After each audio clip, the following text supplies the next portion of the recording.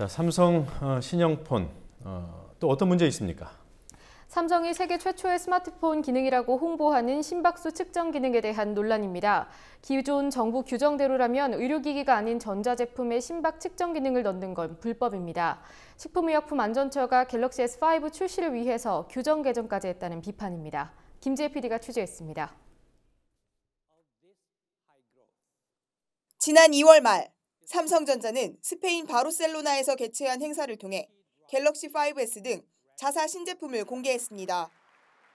이 자리에서 삼성전자는 신제품의 출시 일자도 공개 발표했습니다.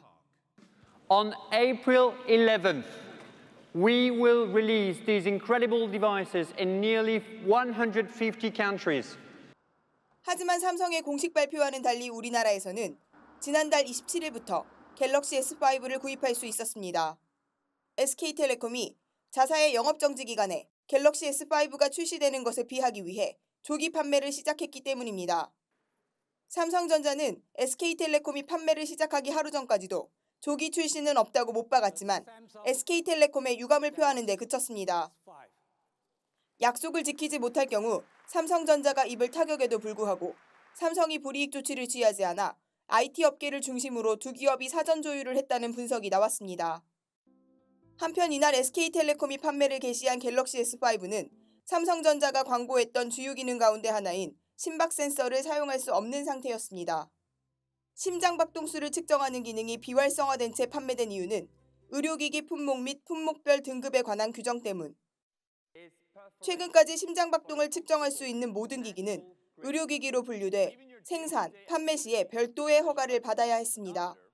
하지만 갤럭시 S의 공식 출시를 사흘 앞둔 지난 8일, 운동용, 레저용으로 사용되는 심박 측정기는 의료기기 관리 대상 품목에서 제외되도록 규정이 바뀌었습니다. 삼성전자의 신제품 공식 출시일 직전에 바뀐 규제. 이 과정에서 삼성전자의 임직원이 관할 부처인 식품의약품안전처 관계자를 2차례 만났다는 사실이 확인됐습니다. 삼성전자와 식약처는 지난 12월 16일 그리고 지난 1월 21일 만났습니다. 만났냐 안 만났냐 그거만 얘기해요. 상담차 만났습니다. 이 자리에서 삼성전자는 의료기기 관련 규제를 완화해달라는 요구를 식약처에 전달했습니다. 따라서 관련 규정의 개정은 삼성전자를 위한 특혜라는 지적입니다. 그동안에 중소기업들도 수없이 그런 요구를 많이 했잖아요. 식약처가 그거 안 들어줬잖아요. 그런 왜 삼성에서 얘기를 하면 들어주게 되느냐 이 말입니다. 한 번도 들어주지 않던 식약처가 어떻게 삼성이 요구하면 석 달 만에 이게 일이 끝나냐 이 말이에요. 정부의 이러한 특혜성 규정 개정은 단순히 스마트폰 판매를 용이하게 해주는 데 그치지 않습니다.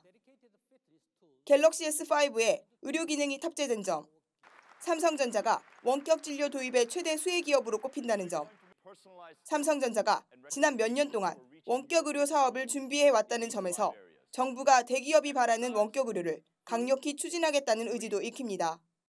현재 보건복지부도 홈페이지 등을 통해 스마트폰만으로 원격 진료가 가능하다고 홍보하고 있습니다. 국민TV 뉴스 김지혜입니다.